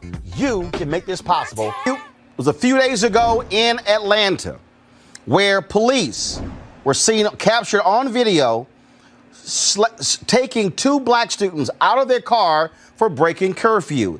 That video has gone viral. Go to my iPad, please. This is the video right here. You will see in just a moment where the cops, what they did is they approached this car, snatched these two students out, hit them with tasers. The next day, the mayor of Atlanta announced that two of these cops were fired. Now, all 6 cops are going to be arrested. Fulton County DA Paul Howard announced that today his office has filed to arrest the 6 officers involved. DA Howard joins us right now on Roland Martin Unfiltered. District Attorney Howard, glad to have you back on the show. Thank you, Roland. Glad to be here. So first and foremost, this is very rare. to move this quickly, what did you see to determine that these officers needed to be arrested immediately or right now? Well, Roland, as I announced today at the press conference, this is in fact the third time that my office has moved to arrest an officer prior to indictment. And the reason that we were able to do it is because the information was there. We had 7 police body cams. We had a very detailed video from one of our local media stations. My staff was able to view those videos. We were able to interview the witnesses. The information was there before us. And when the information is before you, what our community is asking, why can't the prosecutors move forward? And that's what we decided to do. So what stands out here is that, again, the 6 officers involved, you're filing charges against. What I'm curious to know is you've given them till Friday to turn themselves in.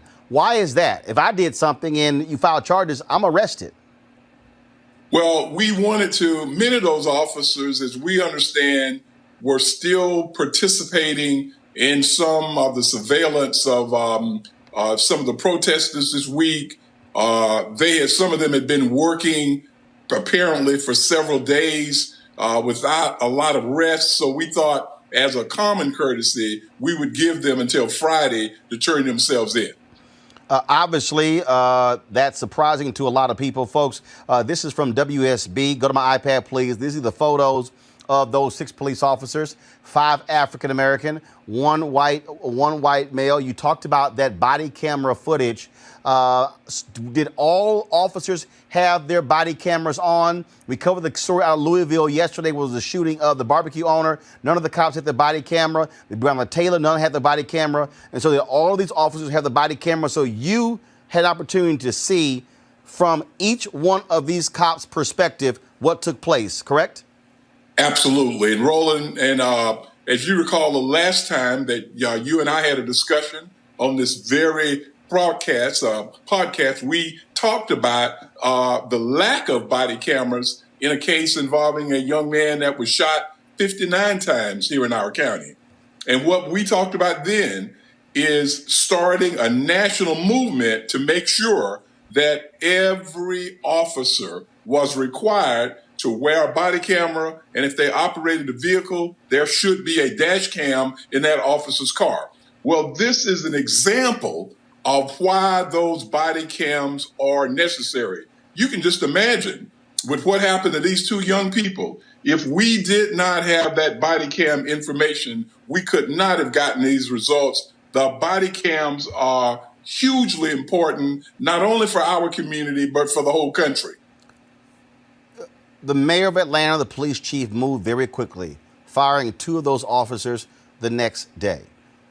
Now you have a total of 6 who are going to be arrested. What message does this send to cops right now in Atlanta, but also across the country, who are engaged in activity against protesters trying to enforce curfews? What message should they gain from this?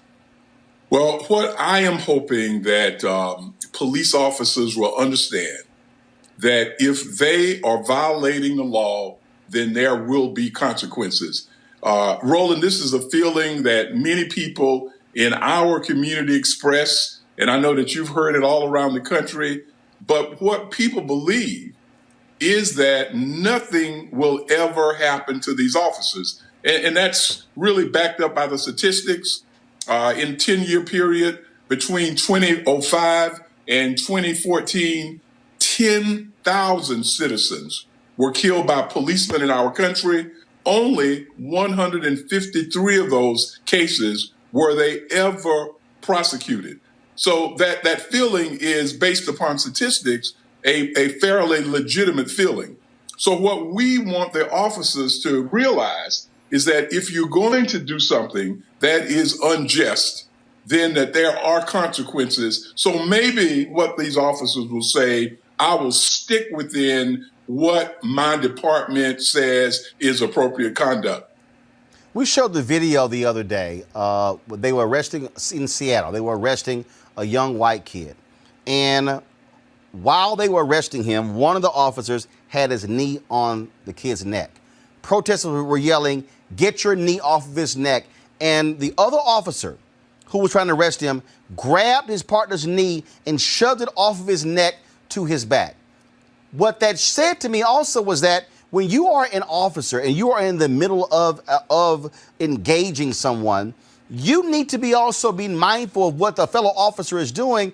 And so doesn't this also say that fellow cops need to check one another? At no point, and again, you've seen the body cam, did at any point did one of those cops say, "Hey guys, back off, this is too much"? It appeared to me as if they were all just converging on that car. Well, Roland, your insight is so great because, and this is something that is not known to the public, on one of the videos, the body cams, we were able to see across from the passenger side of the vehicle to the driver's side. At the driver's side, one of those officers had a gun in his hand. So we then saw another officer's video, and that same officer was the officer who drug the Morehouse student out of the car. Roland, as he was dragging him out of the car, one of his fellow officers said to him, "Put it down, man, put it down." You could not see the object from that videotape, but when you were able to see the second videotape from across the car, what you were able to see that it was a gun. And his fellow officer said to him, "Put it down." You're exactly right, Roland, because the responsibility is not just with the single actor. It is the responsibility of all of those officers there to make sure that things are under control and that they are lawful. I'm playing the video right now, and literally what I don't understand is that the car wasn't speeding. The car wasn't going fast. They stopped, and I'm literally watching them surrounded what appears to be about 20 police officers. One car. I'm looking at the young man and the young woman inside. They're not fighting them. And I'm just trying to understand, it took that many cops for one car? Well, Roland, let me tell you, I've watched this video dozens of times, trying to figure out what was going on, what got these officers so upset. I don't know whether or not you were able to see it from the video shot that you're watching, but at the very beginning of the incident, when this young couple was simply riding along the street, they had planned to get something to eat in downtown Atlanta. They were caught up in the traffic. They weren't even involved in the protest at all. And then I'm seeing one. Then I'm seeing one guy. He's puncturing the tires. Right. He's punching the tires, and it grew out of the fact that on the outside of the car, another young student from Morehouse was standing on the outside of the car, and the police came and they grabbed him. And when they did, this young man started crying like a young child.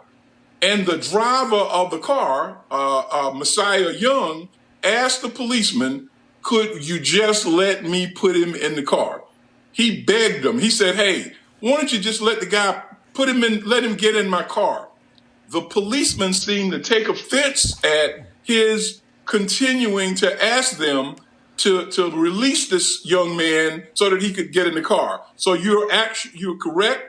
As the car starts to move, there's no place for the car to go. It's hemmed in by the traffic. And why do you need all of these officers with these two young people? One of them, the young lady, Tanaya Pilgrim, was never even charged with any offense during this whole period. So she was tased, she was pulled out of her car, put in detention, and never even charged with any kind of offense. That is that's stunning, that's shocking, and certainly, and unfortunately, the point that we always make, those two people, they now are going to have that traumatic experience for the rest of their lives. Well, Roland, I'm going to tell you that video is very difficult to watch. I had seen it several times, but today we displayed it on a large Mondo board, and just watching it, I couldn't help but feel her terror when these officers were trying to yank her out of the car. It has a tremendous effect, I believe, on almost anyone who gets a chance to watch it. And you're right.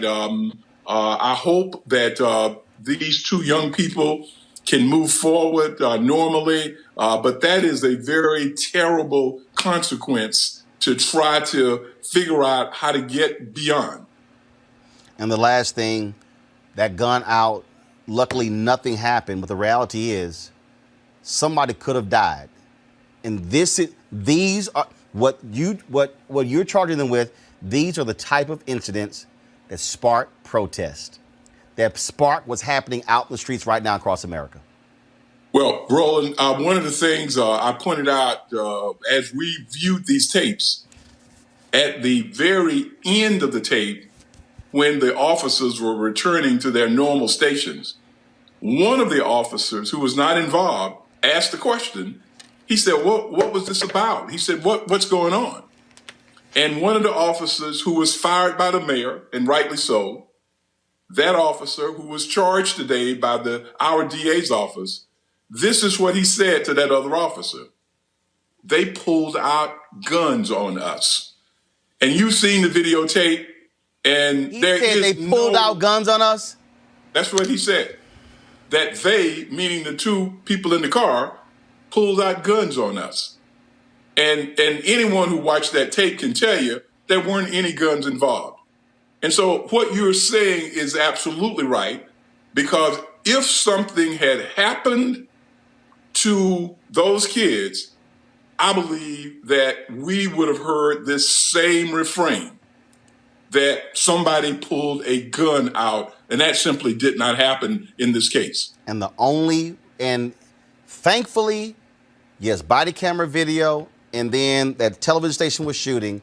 If that was not the case, what always happens, what the officer's version is what becomes the official story. And people would have the impression that one of those two students pulled a gun out, and that was a flat out lie.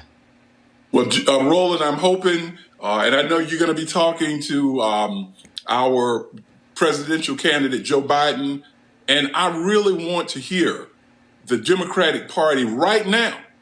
I want to hear them say right now that as soon as we are in office, that we will pass a provision nationally making body cams required for all law enforcement officials, federal and state. That's what we need in this country. We have not had a significant change in the laws involving police misconduct. We haven't had a significant change since Dr. King talked about it in his I Have a Dream speech in 1963. There's been no significant change. We need a change. And as you pointed out, this incident would have been lost had it not been for the videotape. We need it nationwide. Well, and I'm a firm believer that, like in Louisville, if a cop does not turn their body camera on, they should be fired. That should be absolute procedure, no zero tolerance. The moment you get your assignment and you walk out and that camera is not turned on, you should lose your job. Well, Roland, I'm just wondering, those incidents have happened. George Floyd has happened. I hope that the dialogue continues. We cannot allow our country to move forward without making changes in our laws and changes in our policies. We've seen it happen over and over and over again, and nothing gets done. We can't allow that to keep happening. Our children are losing faith in us. That's why they're out on the streets. They don't believe that we're going to do anything. And I'm hoping with voices like your voice, we can get this change made. Well, we're going to keep pressing it. Fulton County District Attorney Paul Howard, we appreciate you joining us. Thanks a lot. All right, Roland. Thanks a lot. Man, I'm speechless by it because, again, we've been covering these stories. We've been talking about what this stuff means. And let me bring in my panel. Kelly Bethea, communication strategist, Joseph Pinion, Republican strategist and political commentator. And then in just a moment, we're going to talk to Davon Love, Director of Public Policy, Leaders of a Beautiful Struggle out of Baltimore. Joseph,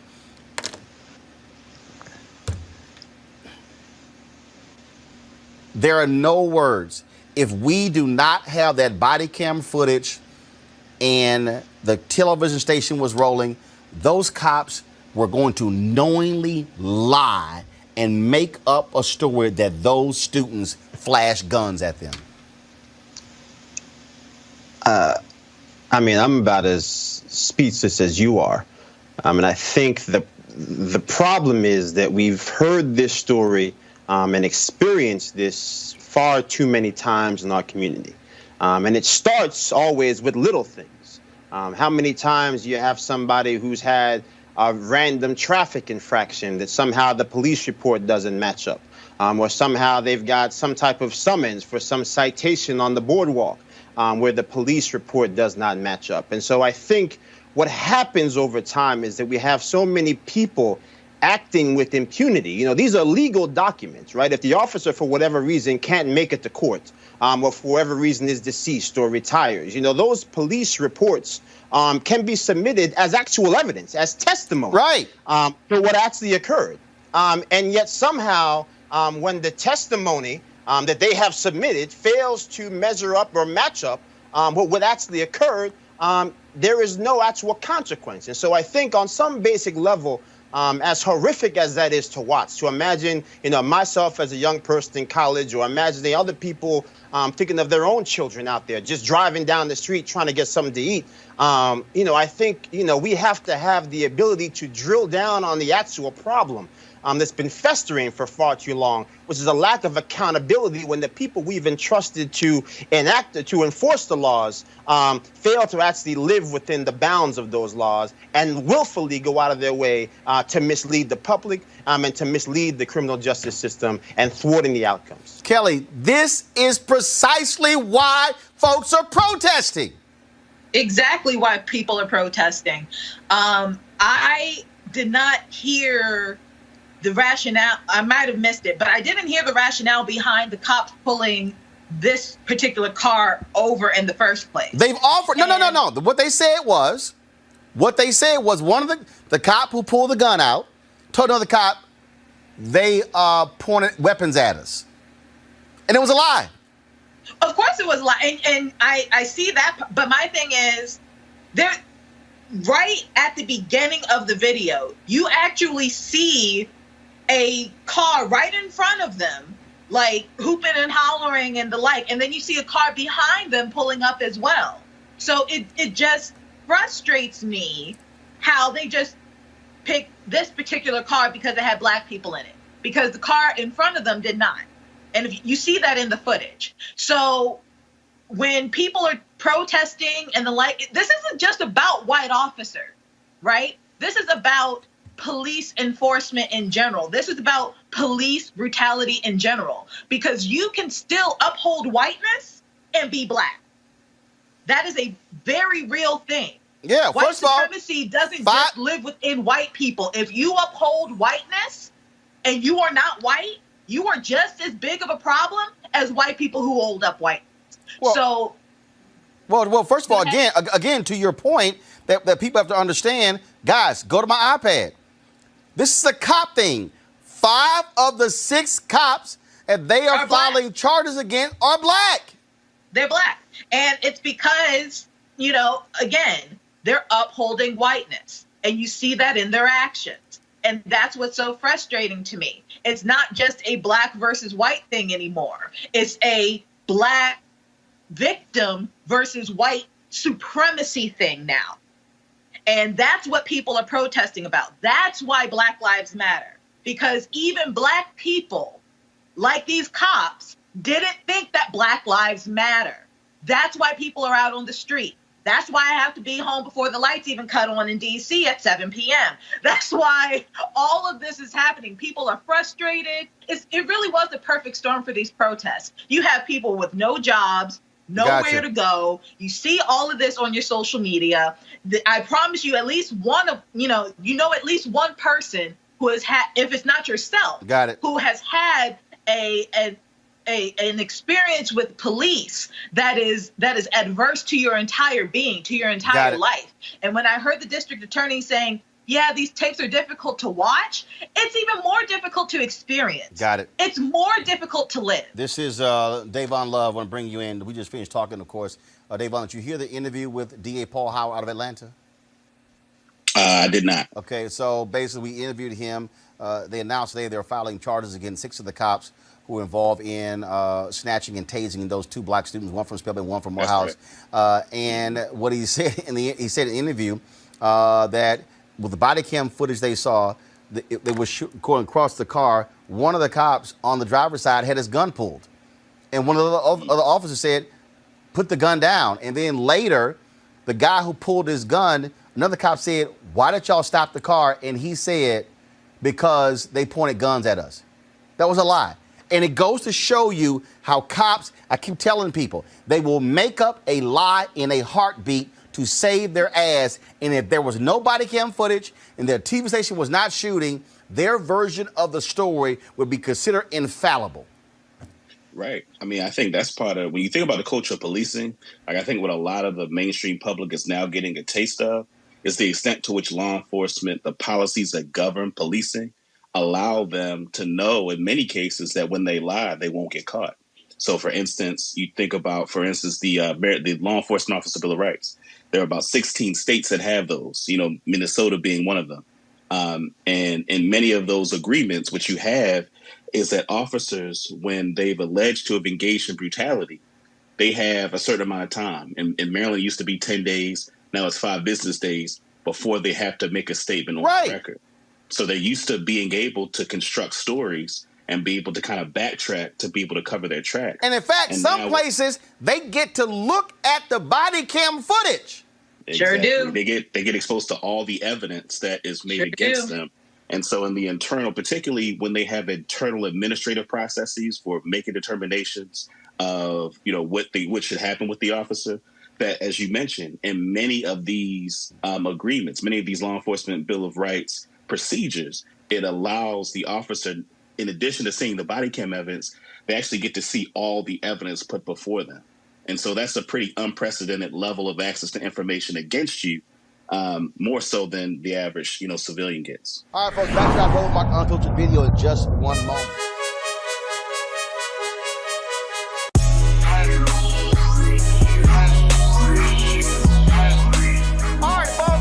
Thank the folks with Seek.com, CEEK.com, for partnering with us. This is Mary Spio, is the creator, the innovator, the founder of this company. She, of course, designed these 4D 360-degree headphones that are absolutely amazing. We've got a partnership with them, folks. If you purchase these headphones, you can use the promo code RMVIP2020, RMVIP2020. Simply go to Seek.com. That's CEEK.com. Be sure to check it out. We thank them for partnering with us.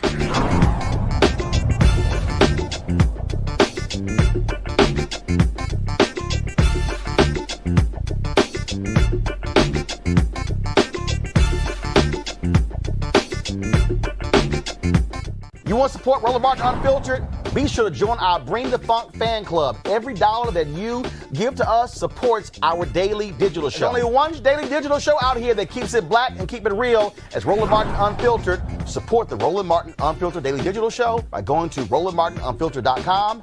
You can make this possible. Today, Senator Kamala Harris was on The View, and Meghan McCain threw out her defund the police question without even knowing what the hell it even means. Watch this. Activists right now are calling for a defunding of the police. The Minneapolis City Council just agreed on a bill on this. Right before I came to tape the show, there was a clip on CNN from a Minneapolis City Councilwoman who said, quote, "It's a place of privilege if someone breaking into your home wants to call the police." This is gaining a lot of steam. Nancy Pelosi this morning just refused to answer if she would support defunding the police. I just want to know from you, do you support defunding and removing police from American communities? And if not, why do you think there's such a hard time being differentiated right now between defunding and reforming police departments? So, Megan, I think that a big part of this conversation really is about reimagining how we do public safety in America, which I support, which is this. we have confused the idea that to achieve safety, you put more cops on the street, instead of understanding to achieve safe and healthy communities, you put more resources into the public education system of those communities, into affordable housing, into home ownership, into access to capital for small businesses, access to health care regardless of how much money people have. That's how you achieve safe and healthy communities. And so we really do need to understand and reimagine what and how we can actually make and help make communities safe. Because here's the bottom line. If you contrast, many communities which have a heavy presence of police to middle and upper middle class suburbs in America, you will not see that presence of police. But what you will see families who have an income that allows them to get through the end of the month. You will see good public schools. You will see people who have access to health care and can afford it. You will see people who have jobs. And so this has to be the conversation, which is how are we going to be smart in achieving what should be our collective goal, which is that all communities are safe, and knowing that safe communities are usually safe because they are healthy because of a number of things, including the economy, including education, including access to health care. And that's how I think about this. In many cities in America, over 1/3 of their city budget goes to police. So we have to have this conversation. What are we doing? What about the money going to social services? What about the money going to helping people with job training? What about helping with the mental health issues that communities are being plagued with, for which we're putting no resources? And here's the other thing.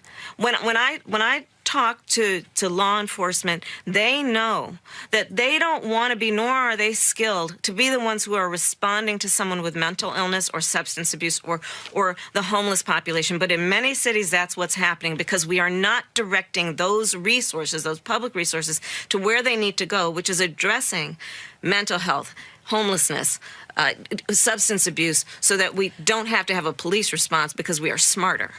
Senator, I hear you loud and clear, and I don't think there's any rational American right now who doesn't think that we need to take a cold, hard look at reforming our police. But there was a video that went viral over the weekend of the mayor of Minneapolis being yelled at, saying, yes or no question, are you for defunding the police? So I'm going to ask the same question the protesters asked him. Are you for defunding the police? How are you defining defund the police? Well, I'm not for anything remotely for that, so I would ask the protesters the same thing. But I assume and again, this is something that is new to me, I assume it's removing police, and as Congresswoman Ilhan Omar said, bringing in a whole new way of governing and a law and order into a community. And my understanding, again, this is something that has just come into my understanding recently, is that you would not have police officers like this Minneapolis City Councilwoman said, that I would be a place of privilege if someone broke into my home and I wanted to call the police. So, again, we need to reimagine how we are achieving. Come on. Avis, Senator Harris like, well, I got to answer this little child. First of all, you're saying, I assume. I'm just learning about this. Meghan has no clue what the hell she's talking about. Kamala Harris just sat there and explained to you what defund the police is, and you have no idea. Okay, so Avis, you were tweeting about this. So is the issue the hashtag? Is it too complex? Or is the problem folks don't actually want to read? What is it? Well, here it is. I kind of alluded to this earlier. Democrats need to be a lot more savvy when it comes to messaging.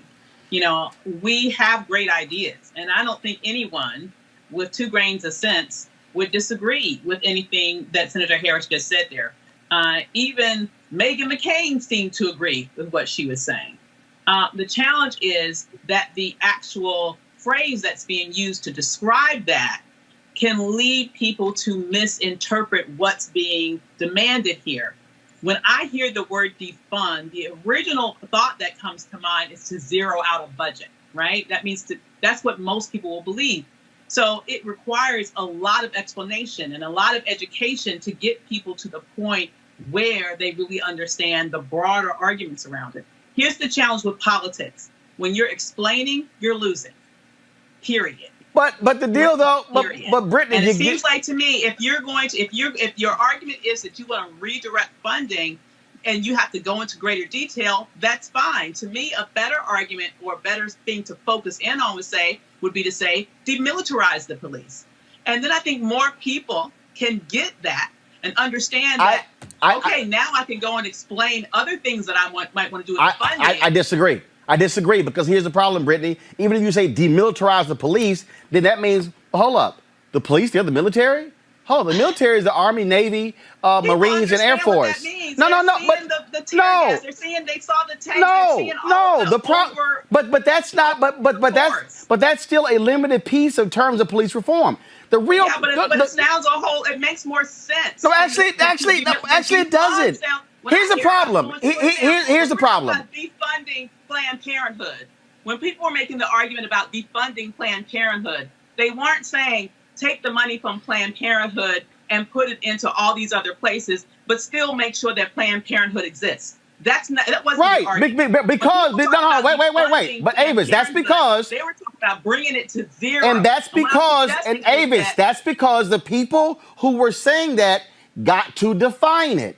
The problem here is how else do you define? No. Follow me here. The people who are in opposition to something. What you have here is politics. I understand. I understand politics as well. But my point is this here. You can explain defund the police means this. That's why Senator Kamala Harris, Brittany said, how do you define it, Meghan? She explained it, but then Meghan didn't want to hear the definition because Meghan had in her own mind what it is. The point, Brittany, I believe, is that if you are for defunding the police, you must be in front of the narrative and not allow someone else to define what your meaning is. Brittany. Roland, I absolutely agree. I've actually seen two different factions in terms of how we discuss defunding the police. I have seen people who believe that defunding the police means that we will still have police in the way that we think about it today. They will literally just have less funding. We will divest from policing, and we will invest in communities of color, as Kamala Harris just stated. But I've also seen people pushing for something different, which is to get rid of policing as we know it. And I think that they've used such examples as what's going on in Minneapolis. We think about the University of Minneapolis contracts with, they cancel their contracts with police. We see them being pulled out of, the local school systems there. We hear council members talking about completely revisioning what we know and understand policing to be in its current state. And just real quickly, I want to go back to what Senator Booker said, which I thought was really interesting. He said 4 months ago, I didn't even think this bill would have been possible. And what I thought was so powerful is, well, why is it possible now? And that's because the power of the people said it was possible. And, at one point in the United States, we didn't think we could go without slavery. We didn't think we would have a world that had, we could go without legal segregation. And yet here we are. And I think we're at a really key moment. And I just hope that we are continuing to radically think about a new world. I just hope we continue to think about a radically different new world. But I bring up an excellent point in terms of the naming. Maj, I think the key here is this here. I think the key is when people were asking the question to the mayor of Minneapolis, will you agree to defund the police? I think you've got to actually state what that is and not just sit on a phrase. That's all I'm saying here. I know Republicans are excellent with bumper sticker slogans that don't require explanation because a lot of their people who follow them are not smart. But go ahead. Here's the thing about that, though. When we're dealing with our people that are still victims of that same horrible education system, you have to, you gotta lead with empathy. And I can't be, a little frustrated that, I, have a certain level of understanding because of the books that we read. Of course, you don't know. We haven't studied the same things. So I think everybody in the panel, to your point, Roland, which is like, come on, bro. You can't be talking about something that can't even pretty much explain. At the same time, when you're to the first sister's point, you have to be able to explain this in a manner. You got to applesauce it. Babies don't have teeth. You have to be able to give it to them in applesauce chunks. If these are the people that you're trying to explain, because like Brittany said, there's different packaging. It's no different than the riots. There are people that are there that are actively trying to peaceably protest, that see something that's wrong They're trying to solve the problem with civil disobedience or unrest, whatever you want to call it. Then there's instigators, and then there's the guys that just want LeBron James sneakers, that just want to wait later. But the general public, when it's shown on television, they may have, unless it's explained and broken down, right? They may have that one view of a thing one way, and it can be incomplete. When a lot of these issues, I think we try to make them very simple, but again, it's a holistic process. In certain areas, we do need more reform. There's certain arears where they have not handled, people the same way. There's other areas where 70% of that needs to get trashed. You can look at an Ahmaud Arbery situation. That whole DA, that whole situation is horrible. But you may not have the same scenario there. I think that's an example of how we can explain that to people at different levels. And I think how Senator Harris asked her, well, what is your definition of defunding? So I can see where I'm actually meeting you at. Even though I did just explain this to you very thoroughly, I can kind of meet you somewhere in the middle. I'm only making this point, and it's very simple. The people who are advocating for defund the police must control the narrative. What they can't do is allow the opposition to now define their own phrase and define their narrative. And that's why, for those protesters, for the people who are organized behind this, there has to be a marketing campaign, a PR campaign that is clear, that is consistent. The phrase alone doesn't do it. That's the point I'm making. So when Meghan asked the question, she didn't know jack about it. And so she was just asking the question solely based on the phrase. And what I'm saying is it requires an education process. Hopefully those behind it will do that and make this happen. Hopefully. I agree. Just real quick. That's where Kaepernick failed. He did a perfect explanation of why he was taking a knee, of who he conferred with, a military man. That man told him it wouldn't be disrespectful because he was bringing attention to a thing. Right. That first interview, he explained it thoroughly. There's no way to mess it up.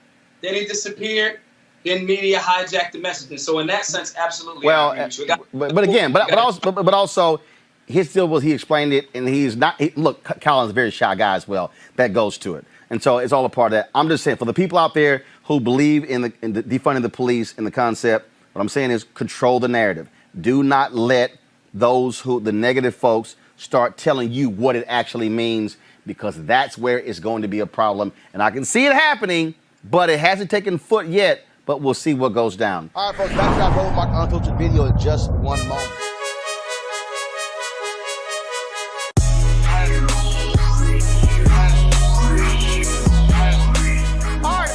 We want to thank the folks with Seek.com, CEEK.com, for partnering with us. This is Mary Spio is the creator, the innovator, the founder of this company. She, of course, designed these 4D 360-degree headphones that are absolutely amazing. We've got a partnership with them, folks. If you purchase these headphones, you can use the promo code RMVIP2020, RMVIP2020. Simply go to Seek.com. That's CEEK.com. Be sure to check it out. We thank them for partnering with us.